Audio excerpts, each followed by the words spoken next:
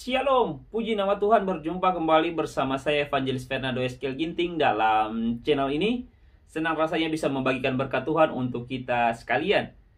Kali ini kita akan kembali dengan seri perenungan kita dari kitab Amsal, yang kita lanjutkan kembali dalam Amsal pasalnya keempat, ayatnya ke-20 sampai ayat ke-27.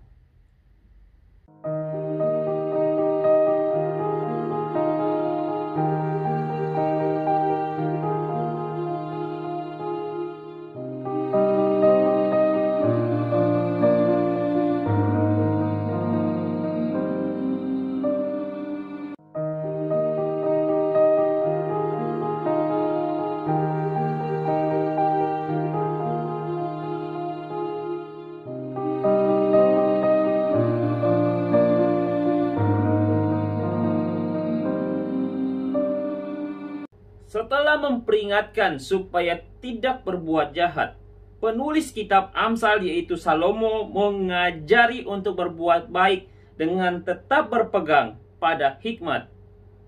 Kita harus mengindahkan firman Allah dan berusaha untuk melakukannya dengan cara yang pertama, kita harus siap menerima firman Allah. Sebagaimana dikatakan dalam Amsal pasalnya keempat, ayatnya ke-20.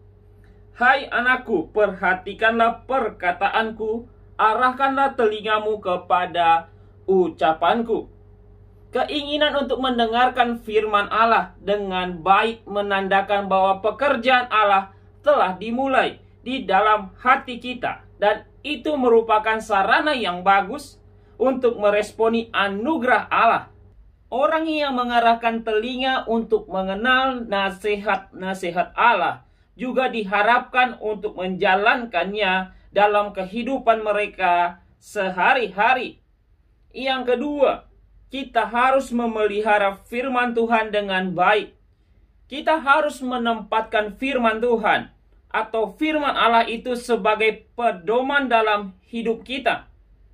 Sebagaimana dikatakan dalam Amsal pasalnya yang keempat ayat ke-21, janganlah semuanya itu menjauh dari matamu, simpanlah itu di lubuk hatimu. Kita harus menanamkan firman itu di dalam diri kita sebagai asas yang utama, yang memerintah atas seluruh keberadaan kita. Kita harus melihat firman Allah sebagai harta kesayangan kita. Biarlah firman Allah dituliskan di hati kita, sebab ada yang tertulis dalam hati akan tinggal tetap.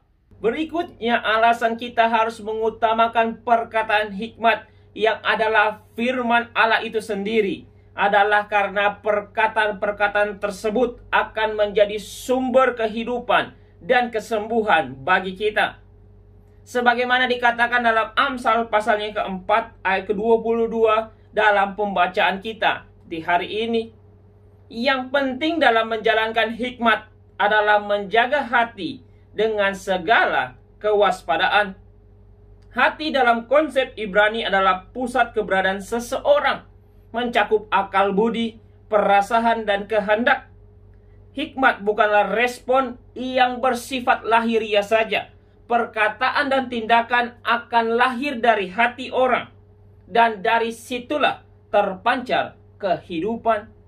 Sebagai proses dalam menjaga hati, seseorang harus menghindari mulut yang serong. Termasuk dalam nasihat ini adalah jangan menyebar kelaliman, dusta, mengumpat, dan perbantahan. Karena sesungguhnya orang yang dapat menjaga lidah adalah orang yang sempurna, yang dapat mengendalikan seluruh tubuhnya.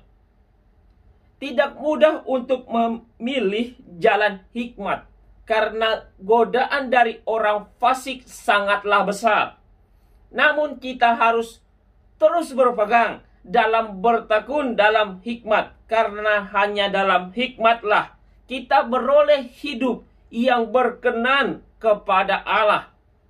Kiranya melalui perenungan ini boleh memberkati kita sekalian. Dan sampai berjumpa dalam perenungan firman Tuhan selanjutnya. Kiranya Tuhan Yesus memberkati kita sekalian. Shalom.